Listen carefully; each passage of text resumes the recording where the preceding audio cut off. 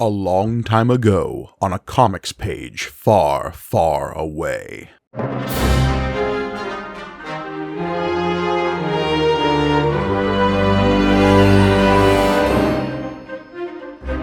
Greetings and welcome to May the Panel Be With You, the Star Wars comic book show brought to you by the Punch Up Entertainment Network. I'm your humble host, Mike Gargoni. Joining me, as always, the Suzu to my Finn. No, not that Finn. It's John Campbell.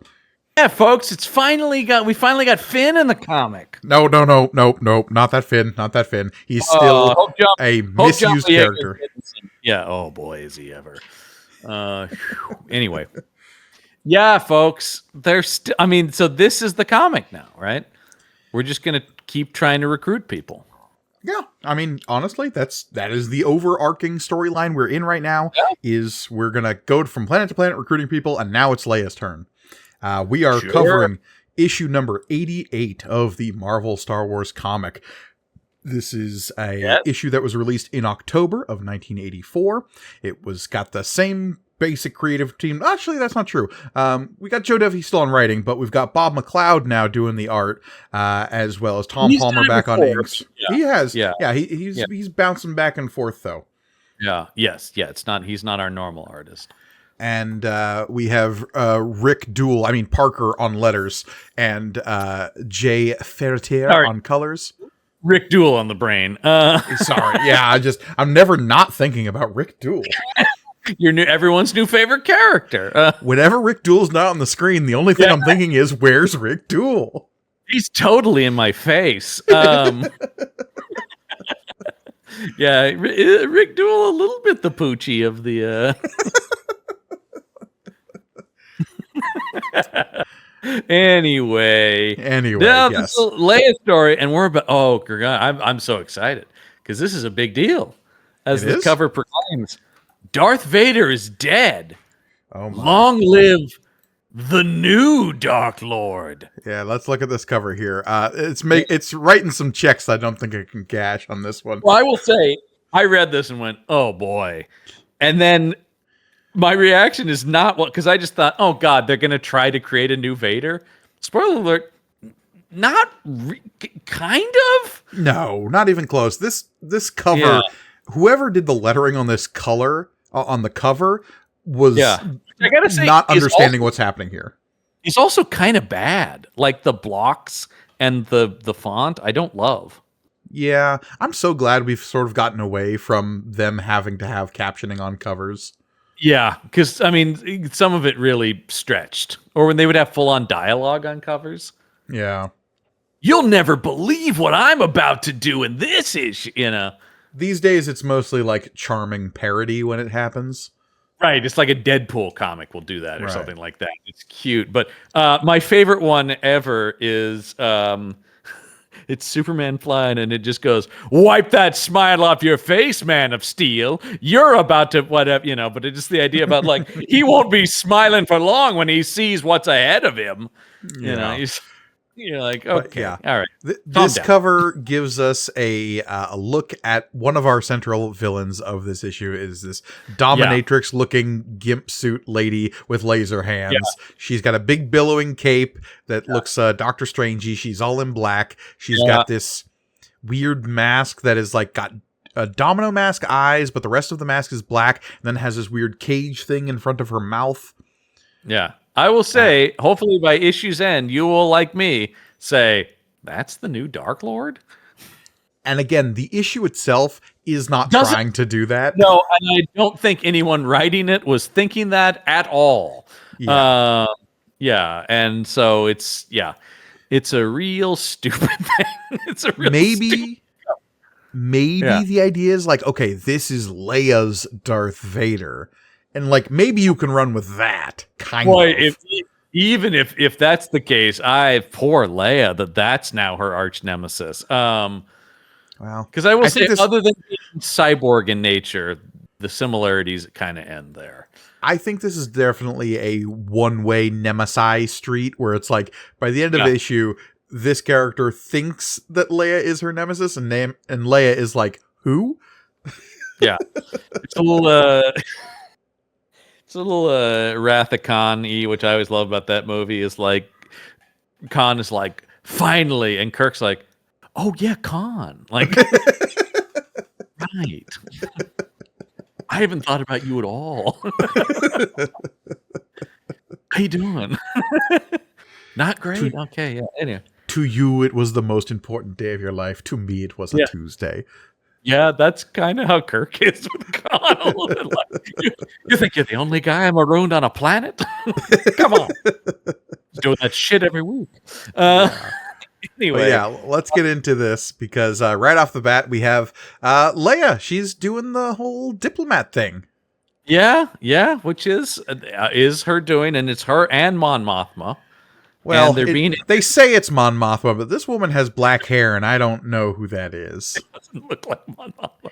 No. But 3PO is introducing them. 3PO kind of in his element here. I got to say, we often talk about, like, why is 3PO around for stuff? It's like, yeah, this is what 3PO should be, where it's like, hear ye, everyone. It's Princess Leia. The protocol droid is practicing protocol. Go figure. I know, it's very rare you actually see him do that. I like it. And former senator and princess of the planet Alderaan, Princess Leia Organa. What do we think of Leia's look here? The like green dress. Well, it feels like a combination. Like, let's take 3 different Leia looks and put them in one, right? Because it's all right. It's all right. She's got the Hoth hair. She's got kind of the long dress that would have been white in A New Hope, but the green is more tempered by Endor. Yeah, right? and then she's got that necklace kind of like she has at the end of New Hope in the medal ceremony. Yeah. So it's, it's all right. Yeah. But they are being introduced on a planet that is called, what is this place called, Anne? Herdessa. Yeah, Herdessa. And some people are not thrilled about her presence.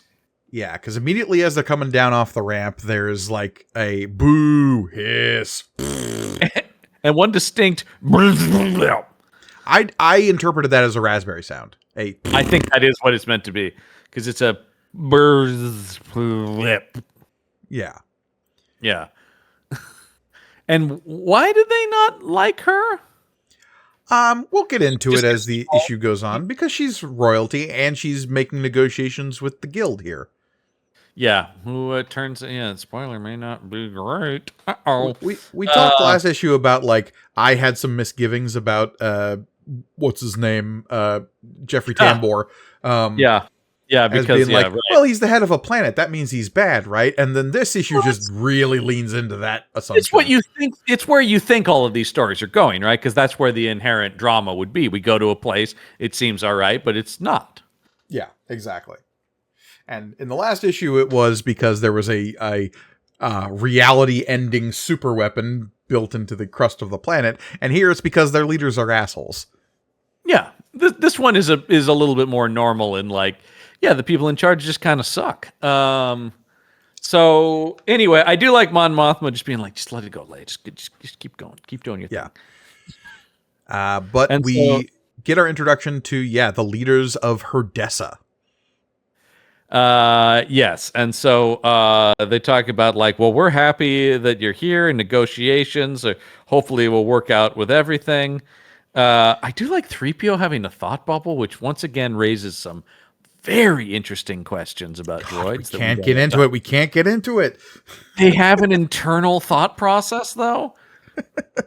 Interesting. Because his thoughts are responding to the leader of Herdessa here, who is saying, we hope that you enjoy your stay here, that our negotiations are mutually profitable. In all my years as a protocol droid and translator, I have never heard of anything so rude, making noises at the princess. He's actually still upset about the crowd. Oh, he's upset about the raspberry and the boo and the hiss. Yeah. Of course he would be. Yeah, so rude. But this feels more like something he would say to R2, not, once again, think. Yeah. Anyway, we're also introduced to the head of planetary security, the cyborg Lumia. Don't let her totally evil face bother you. Also, complete villain design. Introducing someone who's standing next to you as the cyborg seems a little rude. Maybe that's why she looks so pissed off, except she looks like that all the time. Yeah, because that's just her face. I just love the idea about, like, here's our head of security. It's like, yes, me. Yikes. I won't harm you at all. Yeah. She's a cyborg, which I love later. We'll get to it. My favorite line of this is just like, due to an accident in my past. That we will not cover here. I don't like to talk about it. But keep reading the comic. It'll probably come up. And this is the first little bit of dialogue here that tips you off that something's not right here. Because Leia says, even when the Galactic Empire was in power, and most worlds suffered under its tyrannies and abuses, Herdessa was renowned as peaceful and affluent paradise. Why would that be under the Empire's rule? My biggest issue with this comic, with this specific issue, I should say, is Leia's too naive in places. And there's a lot of obvious red flags that she should pick up on. Eventually, she gets to Freedom Fighter Leia, but she lets a lot of stuff slide that I don't... She would at least clock. She should not be as shocked as she is by the revelations later in the issue. That's my big issue here. I don't mind the plot itself. Especially with Mon Mothma backing her up. Like, obviously, this Mon Mothma isn't the, like, litigating badass that we know later. This is the Mon Mothma who barely has a character. But one could assume, and you just in logic, and I always did, even without knowing her backstory, like she became leader of the rebellion for a reason. You know, you would think she would have some ability to be like, hey, what's that I smell? Tyranny? Oppression? Or just knowing that, like, just knowing that this planet did well under the Empire should put up a red flag. That's what I mean. Yeah, absolutely. They should at least go in cautiously, more than like, what the hell's going on here? Let alone when you show up and the head of security is introduced and she is just like evil incarnate poured into black leather. Yes, meet me, the cyborg security guard. I am Lumia, and I will produce justice on this planet. Well, the protests are about to get a little bit worse here, because when we turn this page, splat! Leia gets a face full of blood. Hope it's mud. Best case scenario. Because she introduces C-3PO and R2. Why is R2 there? Don't worry about it. Okay, because shouldn't R2 be with Luke? All right. It doesn't matter. Because Pliff took R2's seat in the X-Wing, John. But he didn't, because he's riding on his shoulder, and Luke goes in the astromech slot. You could only fit one extra party member in the X-Wing. That's the rule. Okay, sorry. Jeez. It can either be a Hoojib or an astromech, and you have to choose. That's how the game works. You get a Hoojib or an astromech, and R2 should be pissed that he chose the Hoojib. That's his boy. Anyway, splat. She gets a face full of brown substance. Leia looks pretty distraught here. This is honestly like some good emotion work from McLeod here.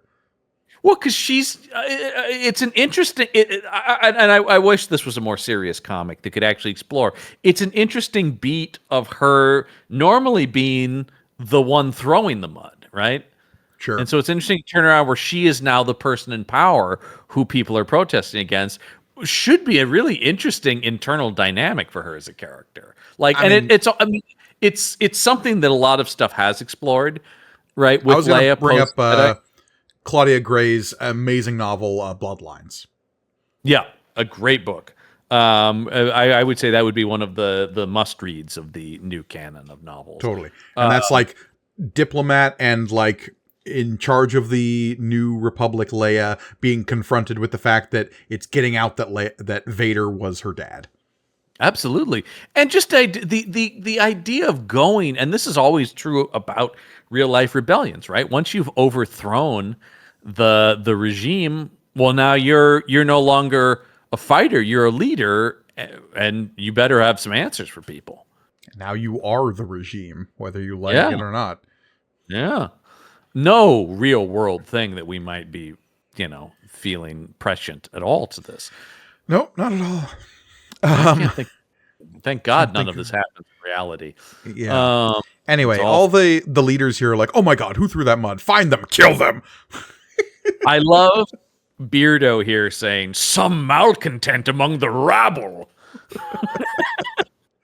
That is a harumphing man if I've ever heard one.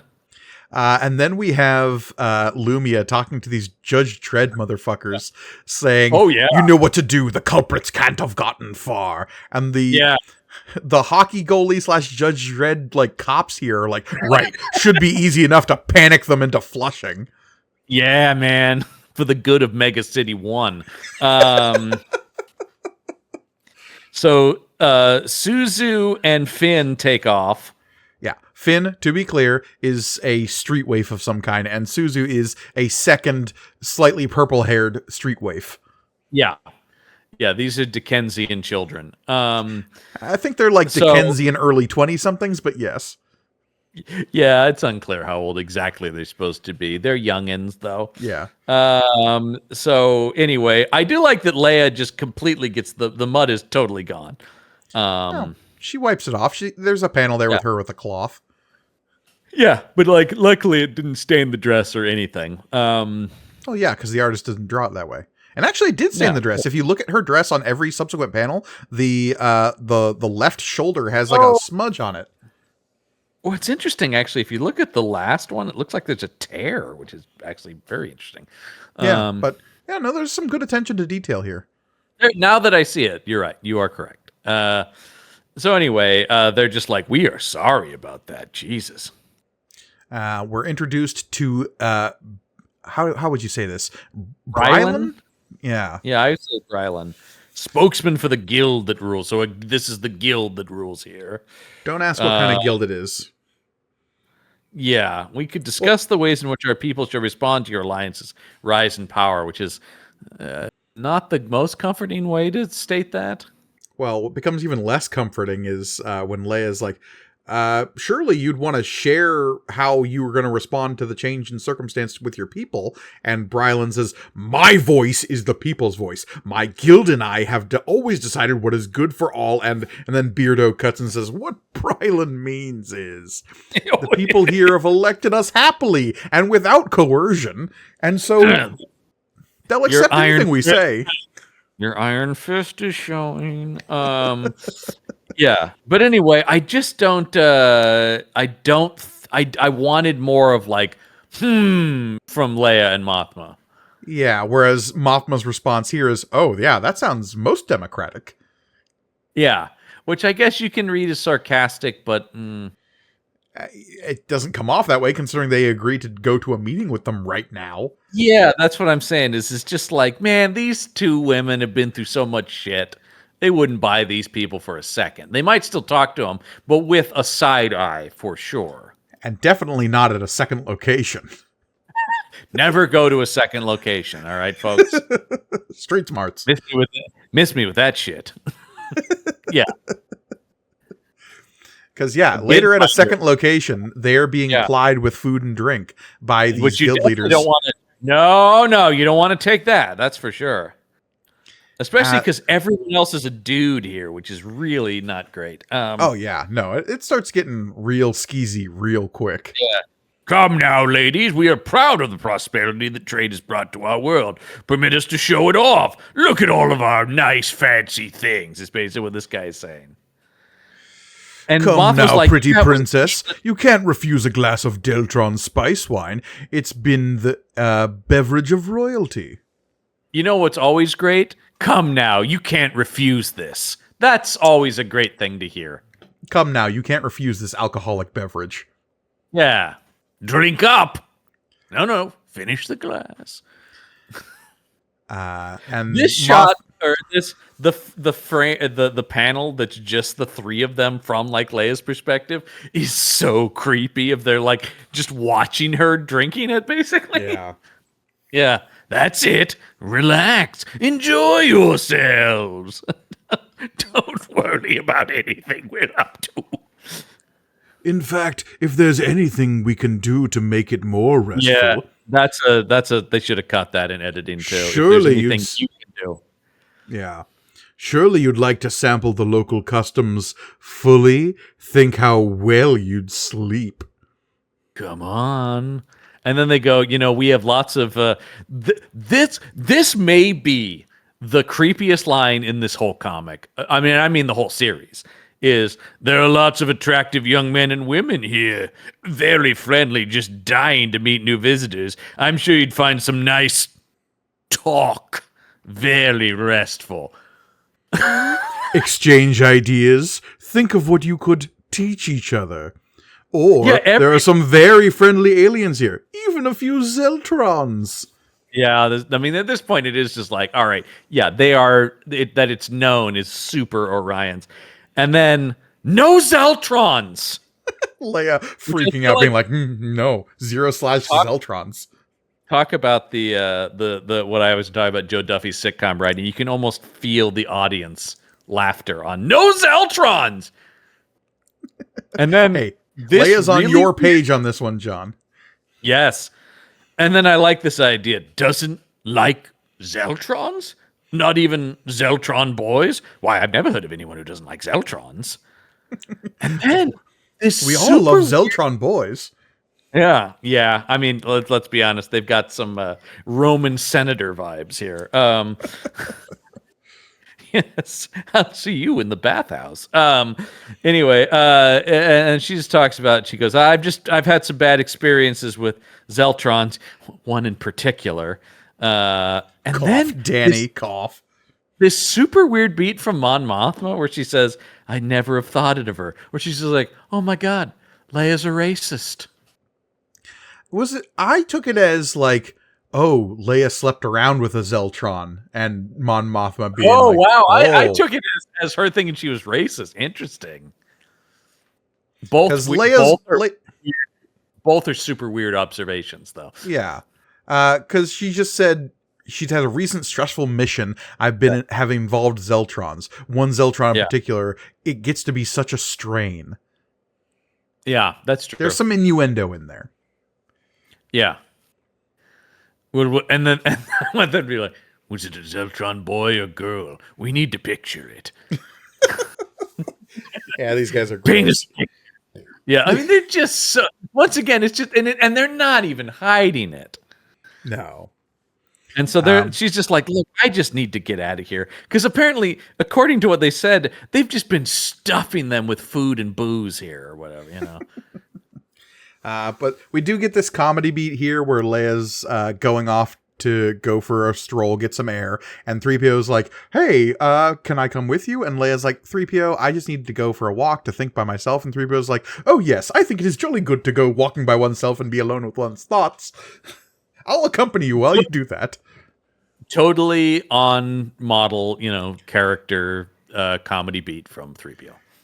Yeah. I do like this bit with 3PO and R2 where 3PO, what's he say? He says, it has been my observation that the best way to solve any problem is by thinking about it in silence and solitude. Yes, there is nothing like peace for, and then R2 comes in with a boo blink. And 3PO says, what do you mean I should know? Yeah. That's pretty funny. That's legitimately good banter between those two. Once again, this is my thing about Joe Duffy often leans a little too comedy for my taste, but when she's writing comedy with the comedic side characters, no problem. Yeah. These are the funny characters. They're walking, and Leia's starting to feel the bad vibes here. Yeah, but I like 3PO going like, boy, they are so eager to make everybody happy. But Leia points out, yeah, but nothing's been accomplished. And then 3PO says, but that's everywhere, which is true, as we just talked about in the last issue, that they've basically gotten no one to join them. And this is when Leia kind of reveals the game here when she says, the Senate's a long way behind me. Now I liked the rebellion. Maybe I'm just not cut out to be a diplomat anymore. This is actually more telling of where Leia's story goes in the sequels than I think Joe Duffy would have guessed. Yeah, for sure. Which is the whole thing, which I like in concept. I'm not sure it fully works. based in the movies, but the idea that she went back to what she knows, which is being a general. Well, because in the movies, that concept is barely explored at all. It's already happened when we get to Force Awakens. Yeah, that's kind of the problem there. Maybe that was anyway. Yeah. Anyway, cut to an evil person killing an orphan. Yeah. Lumia is here, and she has captured. This is Souza or Suzu. I think this is Finn. This is Finn? I believe so. Okay. Oh, well, yeah. I will say the designs on them are not. They're interchangeable. It really doesn't matter. Yeah, because I was like, but this one has purple hair. But then I'm like, oh yeah, but then the length of the hair kind of changes. Yeah, it's not great. Anyway, and I do like that Leia's like, what's going on? And Zumi is just like, don't worry about it. Yeah, I'm going to kill this orphan and it'll be fine.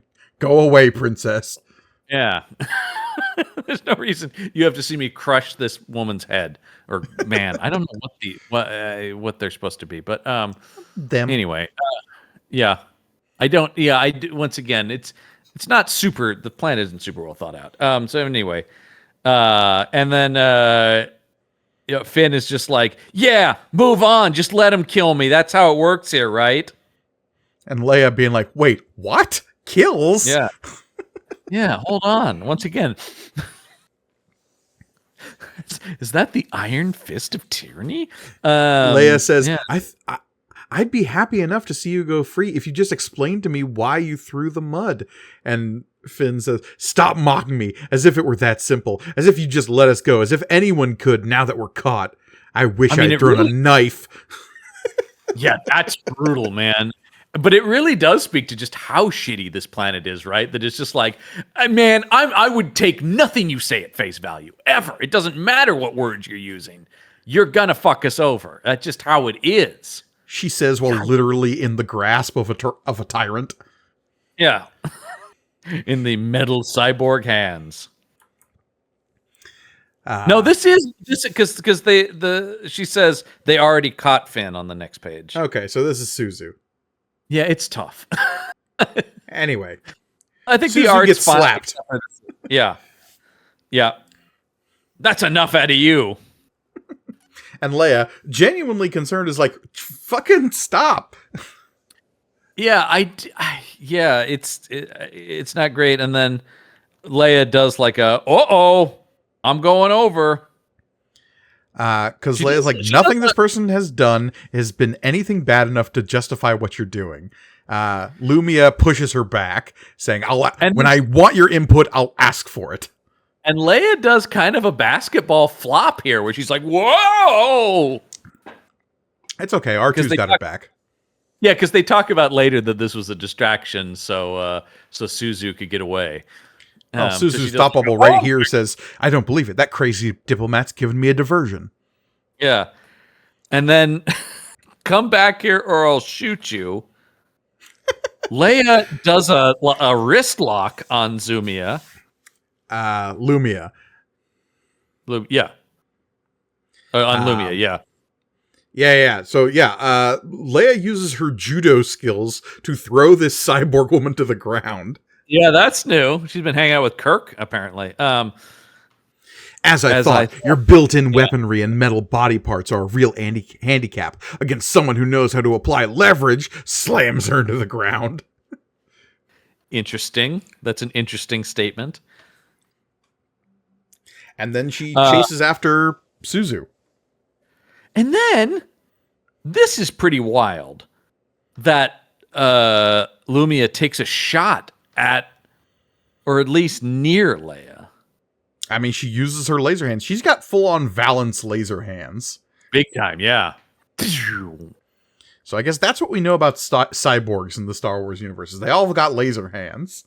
Yeah, I am actually surprised Vader didn't get those then. I guess he's he had laser sword. Yeah. Yeah. Oh, you don't need them. It's overkill.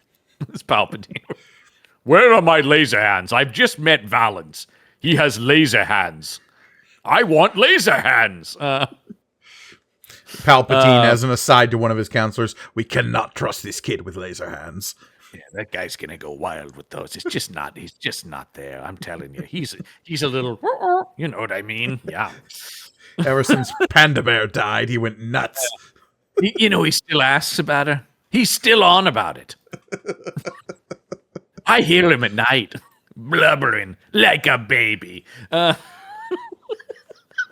Anyway, boy, Leia stumbles upon Suzu's real ragtag group here. Yeah, we got this ragtag. Everyone's got a midriff showing. Like, apparently the revolution can't afford a shirt that goes beyond the navel. And ladies and gentlemen, you love to see him. Chuck Norris, folks. There he is. In the foreground here. Yeah, that is Chuck Norris, ladies and gentlemen, making a cameo. I didn't know he was in Star Wars. Good for him. He's gonna solve this problem with his roundhouse kicks. That's all I know. These revolutionaries wish they had a Chuck Norris on their side. Yeah, they could really use that. But they Leia comes right in and goes, "Look, I just want to talk to you." But they're like, "Hell, hold on now. You just want to drag us out and torture us." Yeah, exactly. They've all got guns on Leia. And Leia's like, whoa, whoa, whoa, you don't know who you're talking to. I'm queen of the rebels. I love to rebel against stuff. I have been mud-bombed and hit and shot at and chased since I came to this world. Like it or not, we're on the same side now. Now tell me, what is this fight all about? Yeah, I do like the idea that they're just like, you know, whether it's you guys, you're replacing the Empire, who cares? Like, you're just going to do business with the people who keep their boots on our neck. So what does it matter? Right. Because Suzu's line here is like, oh, sure, you help like a lady bountiful. That's a laugh. On Herdessa, you learn young, unless you're part of the guild, to trust no one you don't have to, and to help yourself. Right. It's not even that they think Leia's evil, but it's just like, you're rich, you're working with those people, you're going to be out of here, you don't really care. Right, exactly. But Leia, of course, who is struggling with the fact that she's maybe more comfortable in a rebellion situation than in a diplomatic situation, immediately gets her hand on a gun and is like, tell me what's up. But before that, we should also mention another great cameo here. Rowdy Roddy Piper, folks, from They Live. There he is. He's not wearing a kilt, so how do we know it's him? Yeah, well, he's in character. He's actually playing the same character he plays in Hell Comes to Frogtown, but I see. Yeah, a classic motion picture that everyone remembers exists. Oh yeah, that people recall that all the time. Anyway, yeah, Leia gets a gun and goes, "Let's talk." But meanwhile, Mon Mothma is still talking with the guild leaders, and it's going about as well as you think it is. Well, because Mon Mothma's like, maybe I should check on Princess Leia since, you know, she never came back from that walk she went on. And they're like, because she says, like, we can talk more about this more, and they're like, yeah, we've heard enough. We get your whole... I mean, this guy might as well be like, your whole hippy-dippy liberal bullshit, you know? I think we've heard enough this evening, Leader Mothma, to get a good impression of what the Alliance's plans are like, he said, his face in deep shadow. Yeah. And a plan, and we have a plan of our own that suits us rather better. A plan the time has come to implement. It's slaves, it turns out. Yeah. And so I do like that we cut away to that and cut back just so we can get like, all right, Leia, you've convinced me in the interim of that conversation of whatever you said. I'm on board with you now. Look, you can't have someone be the most convincing person in the world if you ever actually show what they're saying, because then you, the reader, will know they're not all that convincing. Oh, yeah. I mean, it is just like, I'm going to pop in this VHS tape of the Star Wars trilogy. You go ahead and watch that and then tell me I'm not on your side. There was that one issue where they basically did do that. They had a Sure. tape of the first movie, pretty much. Yeah, Valance. That's how he knew about the events of Star Wars. Is he watched the movie? Yeah. This Luke Skywalker guy is real trouble. So He's friends with droids. I can't have that. but as much as she trusts what Leia's saying, Suzu is like, yeah, but you talk a good game, but we need people with guns who are going to do some shit. Right. But it's too late because they're here. Yeah, Roddy Piper says, look out, everybody. They're here. Suzu's like, okay, remain calm. We've prepared for this. To your stations. And then just violence. Yeah, I mean, we got a double page. I got to use my double page spread button here because there's something we haven't seen in a while. Yeah, I was going to say, it's been a while since we've had to do that. Here we go. Look at this. A lot of people getting it, including several headshots. This one in the foreground, this guy just gets executed the second he walks in the room here.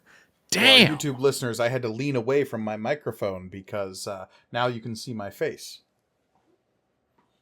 Because the comic page got bigger. Oh, I see. So John, anyway, if you could lean to your left a little bit. Yep, there you go. Now your face is on camera.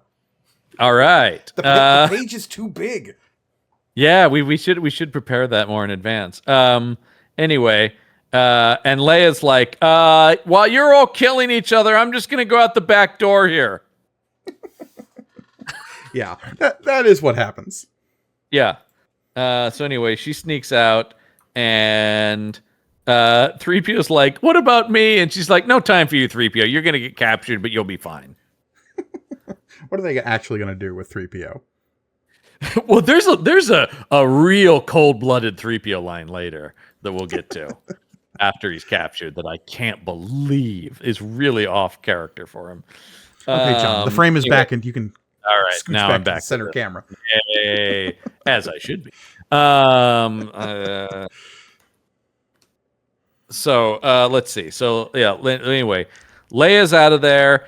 And okay, this is the one that kind of pissed me off actually a little bit. This naive Leia, where she's like, okay, I found a house. It doesn't look nice enough to be a guild member's house. It's probably middle class. They'll help me because they wouldn't just look the other way on stuff. And you're like, Leia, the idea that like, oh, these suburbanites will really care about the plight of it and not just like, hey man, leave us out of it. The people looking to keep their heads down who definitely aren't going to lock the window when Leia approaches looking desperate. It's something that just is true. And I mean, it's true about everything, right? But it's something that struck me about when I was watching Ken Burns' recent Revolutionary War documentary. They talk about just how many people in the colonies were like, I don't care if we're independent or under England. I just don't want my shop to burn down. My subsistence farm will be exactly how it is either way. Right, like it is like history never remembers that, of course, because it's not. It is hard to think about the way we've always like you were either a loyalist or a patriot, and it's like a lot of people are just like, can you just stop shooting each other, please? Yeah, I need to sleep. Like, I have to get up for work tomorrow. I really. These potatoes aren't going to farm themselves. But that is just the nature of all of these things, of course. Is like.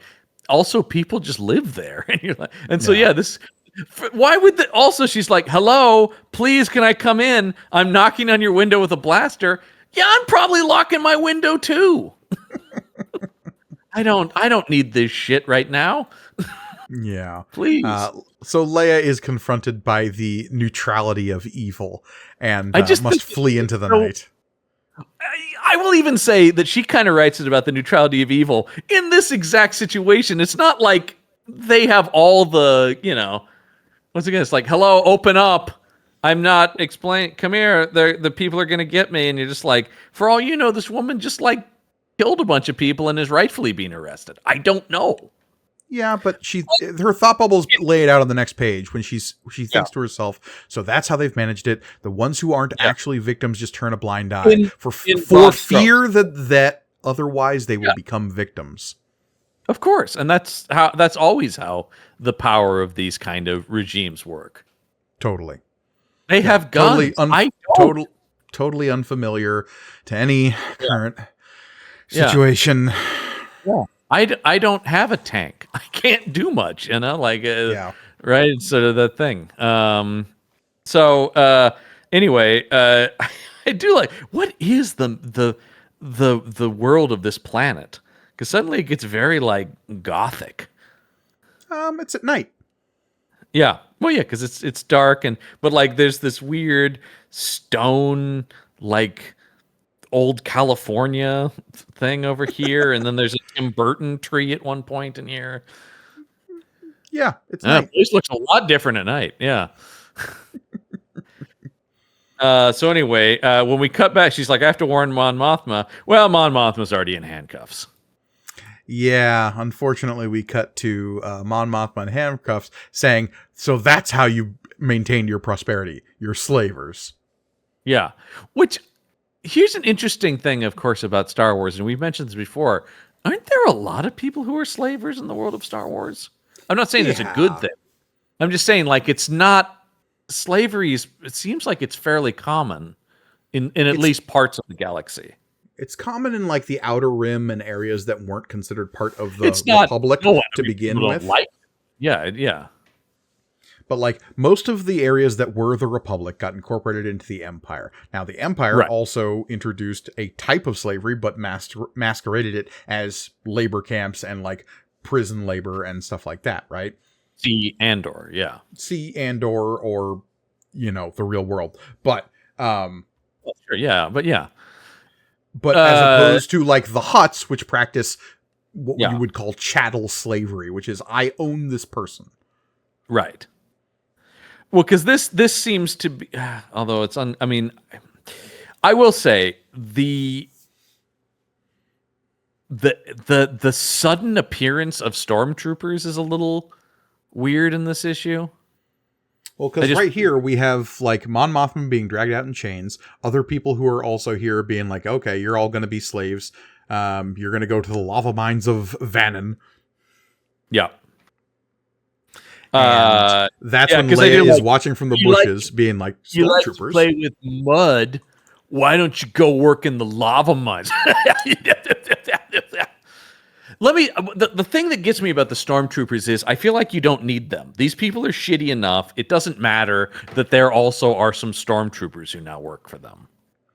But it speaks to one of your complaints about this being that like this is part of an Imperial remnant. I agree, except for it doesn't really come to much of anything. And it seems like they're just what it comes to is reinforce this idea with Leia that the Empire's not gone. Yes. I feel like we need like a Moff or something in here, though, for it to really feel like there's an Imperial presence. This feels like just some guys who are like, I still like wearing the armor. Well, but they're here to pick up some slaves, so I don't know what to tell you, John. This isn't a Moff's doing. Yeah, I guess that's true. They're being handed off to these guys.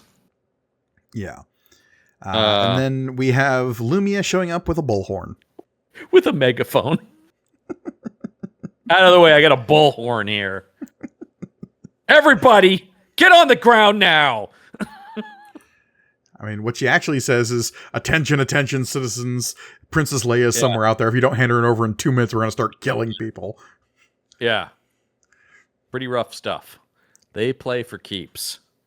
And then this is when the line you alluded to from 3PO, the like coldest blooded line 3PO's ever had. Yeah. Oh dear. I do hope she means organic prisoners and not mechanical ones. 3PO's like, I'm totally cool if all these jokers get it. By the way, not a thought bubble, something he says out loud. In front of the other people who are about to get shot. Good. It's been nice knowing you all. As long as I'm okay, I don't care what happens to you. Fuck 3PO. That is rough. What can I say? Sucks to be made of meat. Yeah, well, I mean, it really gets into like push comes to shove with 3PO just be like, well, I guess I work for you slavers now. That's what it feels like. I mean, 3PO's always sort of had that vibe to him, which is like he's passing from master to master. R2's the one with principles. R2's the one and kind of drags him, but he is just like, oh well. Okay.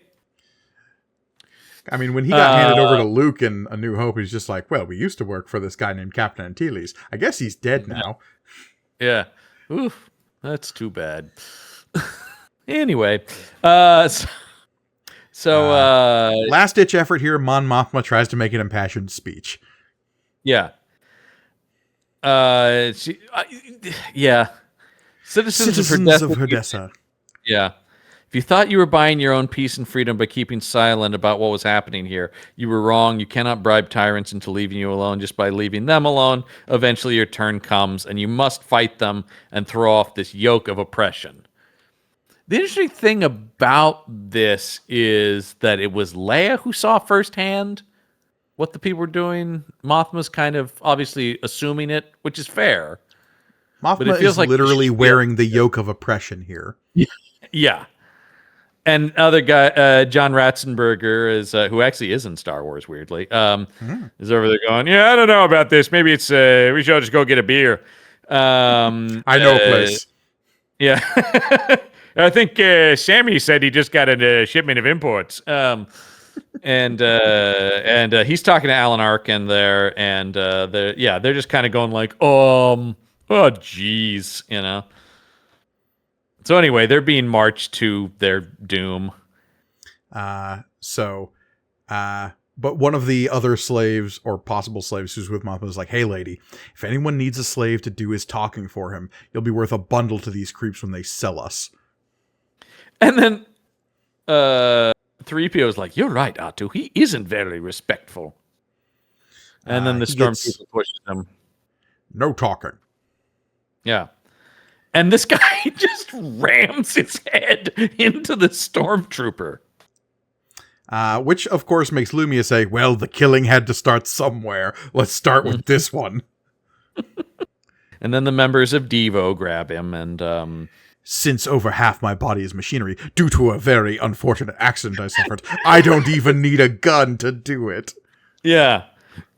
Here's a little bit of my backstory if you're interested. I love the intense push in on her face as like, and I suffered a very tragic accident. But that's not relevant right now. Not right now. Maybe there'll be a whole backstory issue or something later about it. Because I don't know if this character comes back, but they really do like, oh, just when you think I'm out, I'll be back, baby. Mm-hmm. And so she's gonna laser his head off or something. Yeah, 100%. But that's when Suzu comes leaping out of the bushes, being like, I have Princess Leia. Yeah. And they're like, Princess Leia, you said? Everybody go look in the bushes. So they start looking through the bushes. Meanwhile, the townsfolk are like, can we leave? Ratzenberger's like, maybe we should just go home, everybody. And I do love these dumb guys in helmets who are just like, well, they're looking around the bushes going, where'd she go? Meanwhile, Lumia's like, well, we're waiting. And then Leia just shoots this guy in the back, which is pretty rad. And then she shoots Lumia in the face, which is also rad. Yeah, I mean, this is the Leia. Finally, she's the Leia we want, where it's just like, die, tyrants. And Lumia, like, fucking explodes when she gets shot in the chest. Yeah, I do think it's really like, wow, she seems to, because she even says, well, she exploded. I must have hit one of her power packs. I guess, however she works. 3PO and R2 rooting on from the sidelines. Leia just starts shooting these guys. Yeah. Pew, pew, pew, pew. In this first page, she has a 3-person body count already. Yeah. 3PO going like, oh, good. Well, at least the right people are dying. I was cool either way, but this is better. She frees Finn, who was that other slave, gives him a gun, and now the people are fighting back. Well, we should mention she frees him by him holding his handcuffed hands up and her shooting the chain between them, which is pretty cool. Classic. And then they start making out. She's like, hey, focus. There'll be time for that later. We're going to lose this fight unless we can free the others and improve our odds. Look, I'm in love with a sexy gunslinger type, but there's just no time for it right now. And they start blasting, and then what's this? It's the townsfolk. And we get our first bit of caption work in the whole issue, because we are on page 21 and we need to wrap this shit up. Yeah, I will say, this is a common thing that, I don't know if it's even I don't know if I'd even say it's a problem, but it is just a common thing that it does feel like I always feel like Joe Duffy is just writing and writing and writing. And it's like, oh shit, I'm almost out of pages. At long last, the citizens of Herdessa have risen to act against the oppressive guild, and once they have joined the battle, ... They turn the page. They overthrow them in like 5 minutes. So in the gutter of this issue, they overthrow the guild. It's so funny that they're just like, so they rise up and boom, boom, boom, it's over. Leia, you were fantastic. I've never seen someone fight like that. I mean, I've seen him tougher and I've seen him crazier, but you were so cool, so smooth. Man, Susan, keeping your pants. Yeah, I know. Good God. I'm going as you for Halloween. Like they also complimenting Leia so much that Leia's blushing. Yeah. And they're like, how'd you get so good? She's like, practice, experience. I've killed a lot of people. I mean, a lot of people. There was once a detention center on the Death Star. I was like hip deep in corpses. Oh my God, you wouldn't believe it. Just like, boom, dead stormtrooper. Boom, dead stormtrooper. Man. Anyway. Anyway, my father's a Dark Lord of the Sith. And so she's just like, you should know, while I kind of blew up Lumia, I also, like, we didn't find a body or anything, so you might want to watch out. And she says that right as Mon Mothma's like, Leia, we must be going. And I just like that Suzu is like, we'll keep an eye out for her. And the last panel of this issue is, of course, from the shrubbery, Lumia lurking behind some bushes with a fist raised. I love it. It's like, we don't know where she is. Oh, she's right over there. Run back to your friends, little Leia, but you have worse things to worry about than stormtroopers. Before long, you and everyone you hold dear will learn just how pretty dangerous a foe I can be. What is Lumia's deal? I guess we'll have to save that for it, because it seems like she just worked for these slavers, and I guess she might be, but like, what was she ideologically connected? Because this really speaks to like, boy, you done me dirty, lady. Not to give you too much of a permission structure here, John, but I'm looking at this like a Jaws from James Bond situation. Okay, yeah, where it's like, I was a henchman, but you did me in, so now it's personal. Now you made it personal, yeah. Yeah, I follow that, where it is like, look, I had no dog in this fight, but since you did this to me, go to hell. Right, yeah. Yeah. Will she eventually turn good and find love on a space station like Jaws from James Bond? I kind of doubt it, but who knows? We'll see. I gotta say, as much as I love the Roger Moore era, that is one of the biggest, like, oh my God, way to undo the like greatest threat you've created, is to immediately make him like a goofy, lovable character. You know why that is, though, right? Oh, kids liked him. Kids liked him, and like Cubby Broccoli, the producer of the James Bond franchise, would get like letters from kids being 100%. Like, why can't Jaws be a good guy? 100%. That's exactly what happened. That is absolutely, which is so stupid.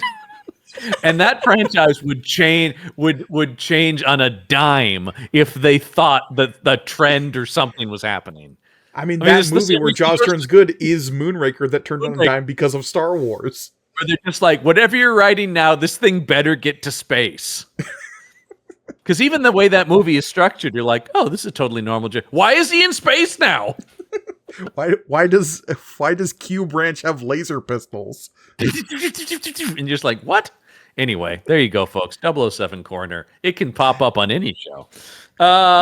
Next week, I'm curious by the title, I'll See You in the Throne Room. See you in the throne room. You might have to hold off on that one, because next week is actually a fill-in issue by Ann Nesenti. Well, but yeah, I will say, as I'm looking at this, the next cover is Luke with a giant monster behind him, so that doesn't seem like the throne room story.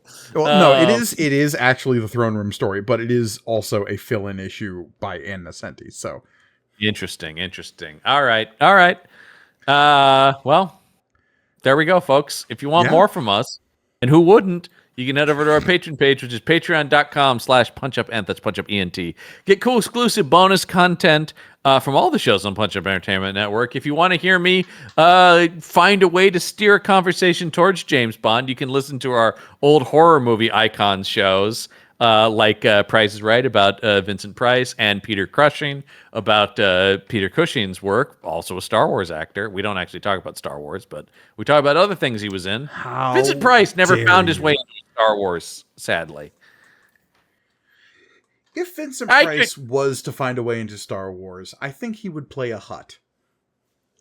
I do agree. I think he would be a strange, like, criminal, alien gangster character, if not something like that, where he's just like, oh, oh, Han Solo, you've wandered into my territory.